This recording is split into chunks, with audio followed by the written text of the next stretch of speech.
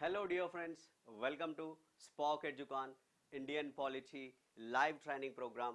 A new approach. Guys, myself Srikanth. I teach Indian Polity. Okay so in this video నేనేం చెప్తున్నానంటే current polity అండి. Current పాలిటీకి సంబంధించి ఇటీవల మనకి అధికరణ 356 ఆర్టికల్ 356 అనేది మనకి ఇటీవల వార్తల్లో నిలిచింది. ఆ యొక్క ఆర్టికల్ 356 గురించి మనం ఈ యొక్క వీడియోలో డిస్కస్ చేయడం అనేది జరుగుతుంది. ఓకేనా? Right, look at here. So why to know about article 356? ఎందుకు మరి ఇప్పుడు మనం ఆర్టికల్ 356 గురించి తెలుసుకోవాలి అండి? ఎందుకు అంటే very recently prime minister Modiji రాజ్యసభలో ఈ యొక్క ఆర్టికల్ 356కి సంబంధించిన ప్రస్తావనని తీసుకురావడం జరిగింది. సో ఆయన ఏం చెప్పిందంటే గతంలో కాంగ్రెస్ ప్రభుత్వాలు ఏవైతే ఉన్నాయో అవి ఒక 90 సార్లు అంటే రాష్ట్ర ప్రభుత్వాలకి సంబంధించి ఈ యొక్క ఆర్టికల్ 356 అనేది మిస్యూజ్ చేయబడింది, దుర్వినియోగం చేయబడింది అని చెప్పేసి ప్రధానమంత్రి గారు చెప్పడం జరిగింది. అదేవిధంగా కాంగ్రెస్ హయాంలో అప్పుడు ఇందిరాగాంధీ ప్రధానమంత్రిగా ఉన్నప్పుడు ఒక 50 సార్లు ఇందిరాగాంధీ గారు సో ఈ యొక్క అంటే ఎన్నుకోబడిన రాష్ట్ర ప్రభుత్వాలు ఏవైతే ఉంటాయో వాటిని ఈ యొక్క ఆర్టికల్ 356ని దుర్వినియోగం చేస్తూ ఆ యొక్క రాష్ట్ర ప్రభుత్వాలని డిస్మిస్ చేయడం జరిగింది అని చెప్పేసి ఆయన ప్రస్తావించడం జరిగింది. దానితోని ఈ యొక్క ఆర్టికల్ 356 అనేది మనకి వార్తల్లో నిలిచింది ఇటీవల. కాబట్టి ఈ యొక్క ఆర్టికల్ 356కి సంబంధించిన కొన్ని అంశాలని ఇంపార్టెంట్ ఆస్పెక్ట్లో మనం ఈ యొక్క వీడియోలో కవర్ చేద్దాం. ఓకేనా? రైట్. మరి ఏ ఎలిమెంట్స్ని కవర్ చేద్దాం ఈ యొక్క వీడియోలో అంటే మొదటగా సోర్స్ ఆఫ్ ది ఆర్టికల్ 356 అండి. ఆర్టికల్ 356. సో అధికరణ, 1 second guys, I take the pen. Yeah, right. So అధికరణ ఆర్టికల్ 356కి సంబంధించిన సోర్స్ ఏంటి, మూలం ఏంటి? ఓకేనా? సో దీని మూలం ఏంటి అనేది చూద్దాం. And next, what is article 356? Article 356 అంటే ఏంటి? సో దాంట్లో ఏమున్నాయి ఆ ముచ్చటిని చూద్దాం. అండ్ థర్డ్ ఎలిమెంట్గా use of article 356 and issues ఏంటి అంటే 356 అధికరణని ఉపయోగిస్తే ఆ యొక్క ఇష్యూస్ ఏంటి, సమస్యలు ఏంటి అనే అంశాన్ని చూద్దాం. నాలుగో అంశంగా to avoid misuse of article 356 అంటే అధికరణ 356కు సంబంధించిన దుర్వినియోగాన్ని నివారించడానికి రికమెండేషన్స్ ఏమైనా ఉన్నాయా, సిఫార్సులు ఏమైనా ఉన్నాయా అని ఈ యొక్క 3 యాంగిల్స్లో అంటే ఈ యొక్క 3 or 4 యాంగిల్స్లో మనం ఈ యొక్క వీడియోలో అంశాలని డిస్కస్ చేద్దాం. రైట్. ఈ వీడియోని స్టార్ట్ చేయడానికంటే ముందు ఒక చిన్న ఇన్ఫర్మేషన్ ఇస్తా, అట్లనే ఒక క్వశ్చన్ అడుగుతా. ఇప్పటి వరకు రాష్ట్రపతి పాలన విధించబడని రాష్ట్రాలు ఏమైనా ఉంటే మీరు కామెంట్ సెషన్లో కామెంట్ చేయండి. ఆ యొక్క కామెంట్స్ నేను తర్వాతకి చూస్తాను. ఓకేనా? రైట్. అది క్వశ్చన్. ఇన్ఫర్మేషన్ ఏంటి అంటే have a look my dear friends, here Spark Educon app ఉందండి. సో ఈ యొక్క స్పార్క్ ఎడ్యుకాన్ యాప్లో మనకి 120 గంటల పాలిటీ క్లాసెస్ని మనం బైలింగ్వల్లో, ఇంగ్లీష్లో గట్లనే తెలుగులో రెండిట్లలో చెప్పి మనకి పొందుపరచడం జరిగింది. క్లాస్ని కంప్లీట్ సిలబస్ కవర్ చేయడం జరిగింది మై డియర్ ఫ్రెండ్స్. ఓకేనా? సో మొత్తం సిలబస్ అనేది అంటే గ్రూప్ 1, గ్రూప్ 2, గ్రూప్ 3 అండ్ అన్ని ఎగ్జామ్స్కి సరిపోయే విధంగా ఆ లక్ష్మీకాంత్ ఎక్స్క్లూజివ్లీ ఏ బుక్ని మనం బేస్గా తీసుకున్నామండి, లక్ష్మీకాంత్ బుక్లోని ప్రతి ఒక్క అంశాన్ని ఈ యొక్క సిలబస్లో కవర్ చేస్తూ 120 గంటల క్లాస్ని మీకోసం పొందుపరచడం జరిగింది. మీ యొక్క ప్రిపరేషన్ టైం అనేది చాలా తగ్గుతుందండి. ఆ యొక్క కన్జ్యూమ్ చేసే టైం ఏదైతే ఉందో తగ్గుతుంది. ఎందుకంటే అంత పెద్ద బుక్ని మీరు చదవాలి అంటే it takes lot of time.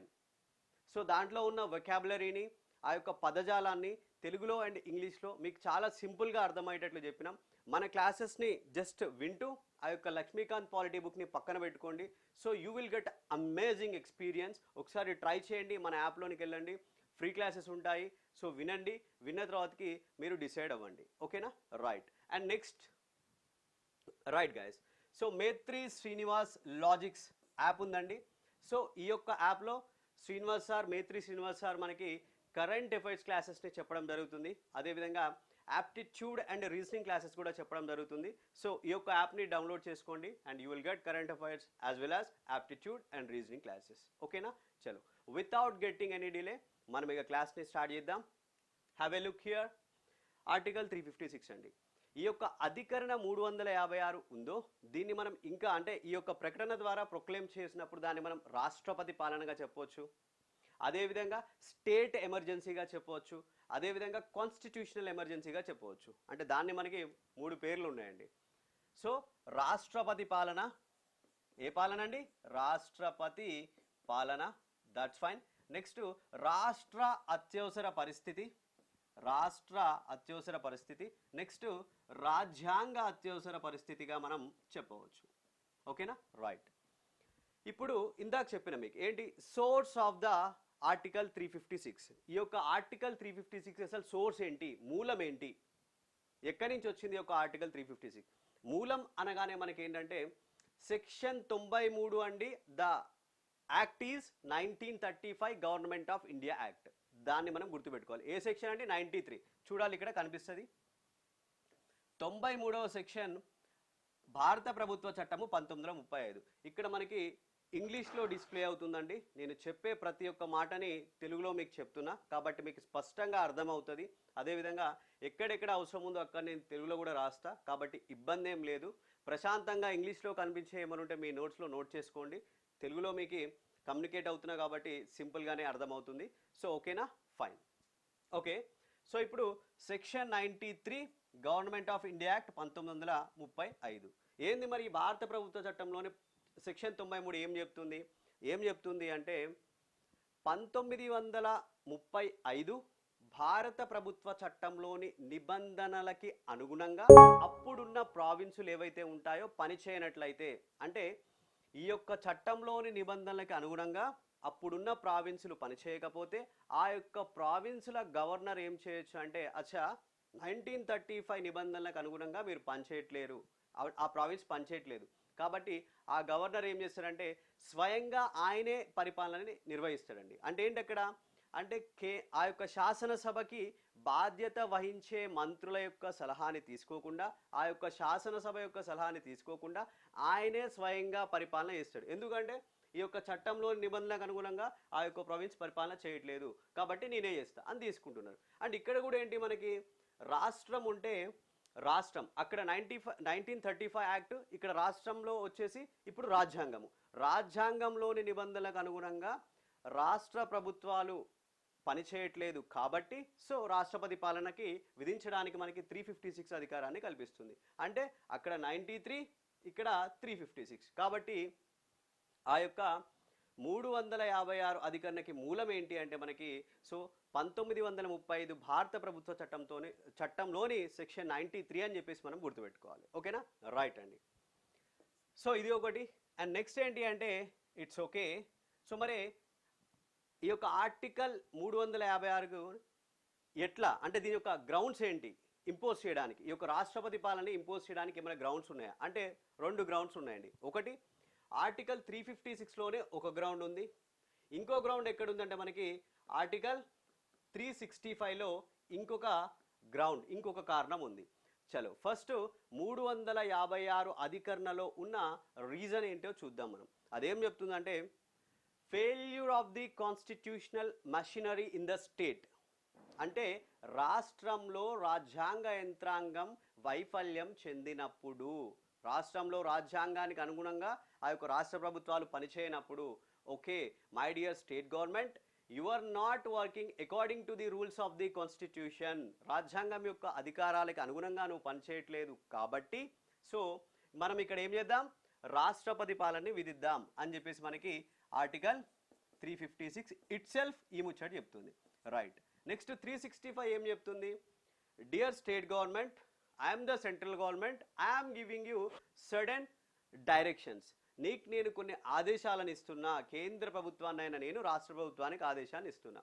So ఆ యొక్క ఆదేశాలని ఇంప్లిమెంట్ అంటే గివ్ ఎఫెక్ట్ అండి, అంటే వాటిని పాటించడంలో కావచ్చు లేదా వాటిని ఇంప్లిమెంట్ చేయడంలో అమలు చేయడంలో కావచ్చు ఫెయిల్ అయినప్పుడు, ఓకేనా, అప్పుడు కూడా మనకి ఈ యొక్క రాష్ట్రపతి పాలన అనేది విధించడం జరుగుతుంది. స్టేట్ ఫెయిల్స్ టు కంప్లైంట్ ఏంది యాక్ట్, ఏం చేయట్లేదు, ఏం యాక్ట్ చేయట్లేదు, ఫెయిల్ అవుతుంది పని చేయడానికి. ఎప్పుడు కేంద్రం ఇచ్చే ఆదేశాలని పాటించడంలో కానీ అమలు చేయడంలో కానీ పనిచేయనప్పుడు రాష్ట్ర ప్రభుత్వం సో నువ్వు కేంద్రం ఇచ్చే ఆదేశాలను పనిచేయట్లేవు, తద్వారా సో రాజ్యాంగం యొక్క నిబంధనలకు అనుగుణంగా నువ్వు పనిచేయట్లేదు కాబట్టి చలో మళ్ళీ రాష్ట్రపతి పాలన. ఈ విధంగా మనకి 356 అండ్ 365. ఈ రెండింటి ప్రకారం, ఈ యొక్క 2 గ్రౌండ్స్ ప్రకారం రాష్ట్రపతి పాలన అనేది విధించడం జరుగుతుంది. చలో ఇప్పుడు ఆర్టికల్ 356కి సంబంధించిన ఈ యొక్క టైం ఫ్రేమ్ ఏమైనా ఉందా, అంటే కాలం ఏమైనా ఉందా, కాల పరిమితి ఏమైనా ఉందా? రైట్ అండి, అంటే 1 పీరియడ్ అండి, అంటే 6 నెలల కాల పరిమితి వరకు ఉంటుందండి ఈ యొక్క రాష్ట్రపతి పాలన. Look at here. సో ఈ యొక్క టైం ఫ్రేమ్ వచ్చేసి president rule in a state imposed for 6 months at a time, అంటే ఆ యొక్క డ్యూరేషన్, సింగిల్ డ్యూరేషన్ ఎంతవరకు ఉంటుంది? 6 నెలల వరకు ఉంటుంది. ఓకే, 6 నెలలు కంప్లీట్ అయిపోయింది. మళ్ళీ ఈ యొక్క రాష్ట్రపతి పాలన రీఇంపోజ్ చేయాలి అనుకున్నప్పుడు పార్లమెంట్ యొక్క అనుమతి ఏదైతే ఉందో అది నెసెసరీ అండి. సో పార్లమెంట్ యొక్క అనుమతి నెసెసరీ. ఓకేనా? మళ్ళీ 6 నెలలని కంటిన్యూ చేయాలి అంటే ఆఫ్టర్ 6 months తర్వాతకి మళ్ళీ అప్రూవల్ ఉండాలి. ఎవరిది? పార్లమెంట్ యొక్క approval. So reimpose of the president rule. Fine అండి. అంటే ఇక్కడ కూడా అండి ఫస్ట్ టైం వేసేటప్పుడు 6 నెలలు ఆ యొక్క, అంటే రాష్ట్రపతి గారు ప్రొక్లెయిమ్ చేశారు ఈ యొక్క రాష్ట్రపతి పాలనని. So within the 2 months, 2 నెలల లోపల, ఓకేనా, 2 నెలల లోపల దీన్ని పార్లమెంట్ సింపుల్ మెజారిటీతోని, సాధారణ మెజారిటీతోనండి. ఏ మెజారిటీ? ఎస్ఎం అంటే సింపుల్ మెజారిటీ. సాధారణ మెజారిటీతోని 2 months లోపల ఇక్కడ పార్లమెంట్ ఏం చేయాలి? ఆమోదించాలి. ఆమోదిస్తే 6 నెలల వరకు ఉంటుంది. మళ్ళీ తర్వాతకి చేయాలంటే మళ్ళీ ఏం చేయాలి? రీఇంపోజ్ చేయాలంటే మళ్ళీ పార్లమెంట్ అప్రూవ్ చేయాలి. మళ్ళీ ఒక 6 నెలలు ఉంటుంది. ఓకేనా? అట్లా మ్యాక్సిమం ఎంత సార్ మరి? ఎప్పటి వరకు దీని యొక్క మ్యాక్సిమం పీరియడ్ ఎంత, డ్యూరేషన్ ఎంత? That is 3 years. Okay, look at here. So maximum duration వచ్చేసి మనకి 3 సంవత్సరాలండి. అయితే ఇక్కడ ఈ యొక్క 42వ రాజ్యాంగ సవరణ చట్టము 1976 ఇది ఒక ముచ్చటి చేసింది. ఏం చేసింది? 42nd కాన్స్టిట్యూషనల్ అమెండ్మెంట్ యాక్ట్ ఏం చేసింది? 1976 ఈ యొక్క 6 monthsని 1 yearకి పెంచింది. 1 year వరకు. ఓకేనా? ఒక్కసారి 1 year వరకు ఉండాలని చెప్పింది. అట్లా కాదు my dear, 42nd constitutional amendment act నువ్వు అట్లా చేయొద్దు అని చెప్పేసి 44th 1978లో వచ్చిన 44వ రాజ్యాంగ సవరణ చట్టం ఏం చేసింది అంటే మళ్ళీ దాన్ని మళ్ళీ 6 నెలల కాలానికి తగ్గించడం జరిగింది. ఓకేనా అండి? రైట్. ఇది టైం ఫ్రేమ్ వర్క్కి సంబంధించిన అంశం. సార్ బాగానే ఉంది, రాష్ట్రపతి గారు ఈ యొక్క రాష్ట్రపతి పాలన ప్రొక్లెయిమ్ చేసిండు. సార్ మళ్ళీ దాన్ని రివోక్ చేయాలి అంటే ఎట్లా? మళ్ళీ దాన్ని రద్దు చేయాలి అంటే ఎట్లా? ఎట్లా అంటే సేమ్ అండి, మళ్ళీ రాష్ట్రపతి గారు దాన్ని రివోక్ చేయడానికి సబ్సీక్వెంట్ ప్రొక్లమేషన్ని జారీ చేసి, అంటే తదుపరి మళ్ళీ ఒక ప్రొక్లమేషన్ ఇచ్చి ఆయన దాన్ని ఇంపోజ్ చేసిండు. మళ్ళీ తర్వాతకి ఇంకొక ప్రొక్లమేషన్ ఇచ్చి ఇంకొక ప్రకటనని జారీ చేసి ఆయన ఈ యొక్క రాష్ట్రపతి పాలనని రద్దు చేయడం జరుగుతుంది. రివోక్ చేయడము, రద్దు చేయడము ప్రెసిడెంట్ గారు ఎలా రివోక్ చేశారండి? అట్ ఎనీ టైం అండి. సో ఏ టైంలో అయినా సరే మళ్ళొక ప్రకటనని జారీ చేసి ఆ యొక్క రాష్ట్రపతి పాలనని రాష్ట్రపతి గారు రద్దు చేయడం అనేది జరుగుతుంది. ఓకేనా? రైట్. ఇందాక మనం 44th రాజ్యాంగ సవరణ గురించి మాట్లాడినాం. సో దానికి సంబంధించిన కొన్ని అంశాలు ఏంటంటే, ఈ యొక్క రాజ్యాంగ సవరణ ఏం చెప్పింది అంటే రాష్ట్రపతి పాలన should not extend beyond 1 year, అంటే 1 సంవత్సరానికంటే ఎక్కువగా ఎక్స్టెండ్ అవ్వడానికి లేదు. Unless except some situations, except some conditions are there. ఆ కండిషన్స్ ఏందో చూద్దాం ఇప్పుడు. ఫస్ట్ ఈ యొక్క 44th కాన్స్టిట్యూషనల్ అమెండ్మెంట్ యాక్ట్ ఏం చెప్పింది? ఇప్పుడు నేను చెప్పింది ఒక్కసారి డిస్ప్లే అవుతే చూడాలి. President rule not extended beyond 1 year, 1 సంవత్సరానికంటే ఎక్కువగా ఎక్స్టెండ్ చేయడానికి లేదు అని చెప్పింది. కానీ 2 కండిషన్స్ చెప్పింది. కండిషన్స్ ఏంటి అంటే, ఎనీ కేస్ ఏదైనా సందర్భంలో సరే దేశంలో నేషనల్ ఎమర్జెన్సీ అంటే జాతీయ అత్యవసర పరిస్థితి ఉంటే, లేదా ఆ రాష్ట్రంలో ఉంటే, లేదా ఆ రాష్ట్రంలో ఏదైనా ఒక ప్రాంతంలో నేషనల్ ఎమర్జెన్సీ ఉందనుకోండి. ఓకేనా? ఈ కేసులో ఓకే 1 year కంటే ఎక్కువగా కూడా ఆ యొక్క రాష్ట్రపతి పాలన విధించవచ్చు. ఒక కేసు ఇది. రైట్. ఇంకా 44th ఇంకో కేసు ఏం చెప్పింది? ఎలక్షన్ కమిషన్ ఆఫ్ ఇండియా, భారత ఎన్నికల సంఘం ఏదైతే ఉందో ఆ యొక్క భారత ఎన్నికల సంఘం ఏం చేయాలి అంటే అసెంబ్లీ ఎలక్షన్స్ని ఆ రాష్ట్రంలో నిర్వహించలేని పరిస్థితులు ఉన్నాయి. ఆ యొక్క డిఫికల్టీ వాతావరణం అక్కడ ఉంది. కాబట్టి ఓకే మేము సర్టిఫై చేస్తున్నాము ఈ యొక్క రాష్ట్రపతి పాలనని, అట్లనే నెసెసరీ అవసరం ఉంది దాన్ని కంటిన్యూ చేయడానికి. ఎందుకు?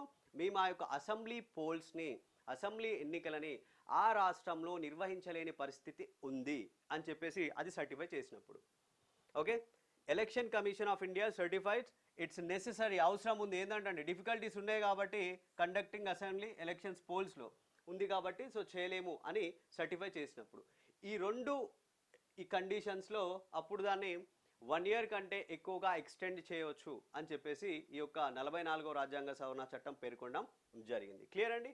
రైట్.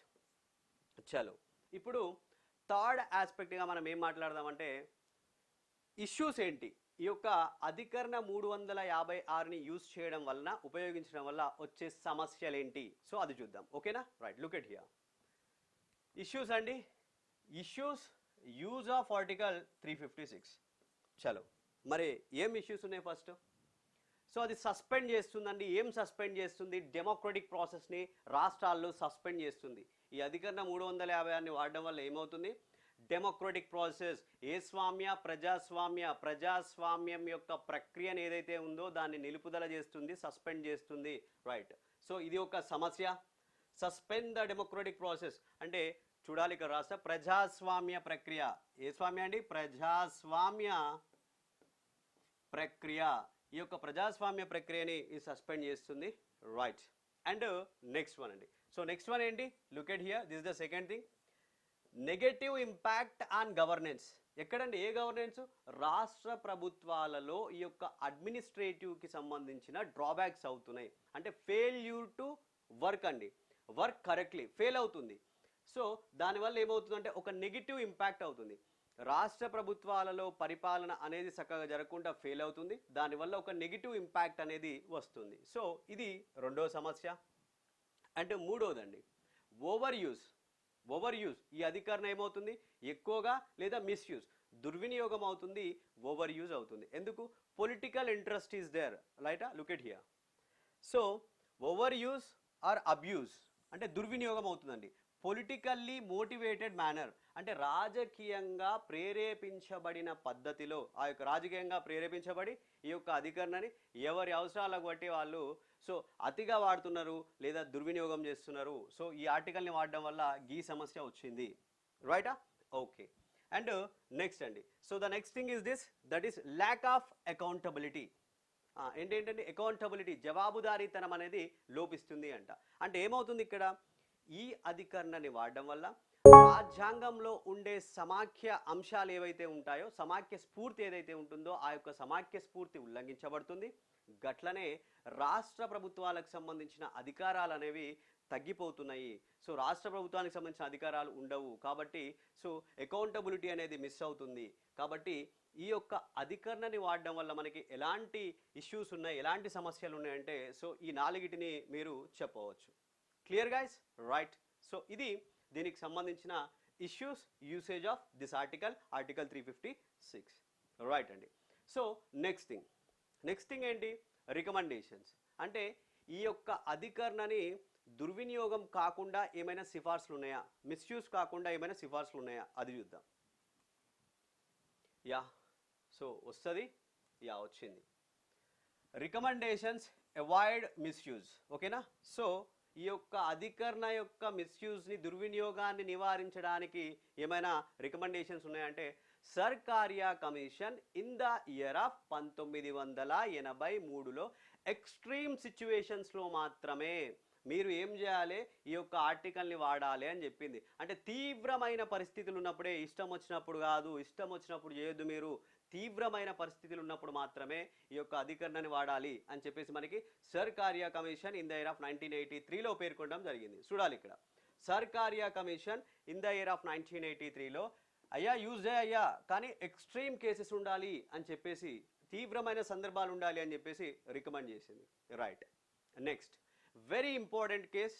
ఓకేనా? So S R Bommai versus Union of India in the year of 1994, 1994. Right. So మరి ఇది ఒక ల్యాండ్ మార్క్ అండి, ఇది ఒక ల్యాండ్ మార్క్ కేసు. సో ఒక కీలకమైన కేసు, ఇది ఒక మైలురాయి లాంటి కేసు. ఈ యొక్క మైలురాయి లాంటి కేసులో సో జడ్జెస్ ఒక ధర్మాసనం ఏం చెప్పింది అంటే ఈ యొక్క ధర్మాసనం ఈ యొక్క ఆర్టికల్ని ఎప్పుడెప్పుడు యూజ్ చేయాలి, వెన్ టు యూజ్, ఎప్పుడెప్పుడు ఈ యొక్క ఆర్టికల్ని ఇంపోజ్ చేయాలి, ఎప్పుడెప్పుడు ఈ యొక్క ఆర్టికల్ని ఇంపోజ్ చేయకూడదు అని చెప్పేసి మనకి ఈ యొక్క ధర్మాసనం పేర్కొనడం జరిగింది. ఓకే, ఫస్ట్ ఎప్పుడు ఈ యొక్క ఆర్టికల్ని ఇన్వోక్ చేయాలి అని చెప్పింది అంటే ఫస్ట్ ఆఫ్ ఆల్ నిజంగా అక్కడ ఒక ఫిజికల్గా అండి బ్రేక్ డౌన్స్ అయినప్పుడు, ఫిజికల్లీ బ్రేక్ డౌన్ అనేది నిజంగా జరిగినప్పుడు, వాస్తవంగా జరిగినప్పుడు అప్పుడు చేయండి అని చెప్పింది. Don't worry, I will explain. Physically break down the government. ఓకేనా? ఫిజికల్లీ బ్రేక్ డౌన్, ఫిజికల్ అంటే రియల్ అండి.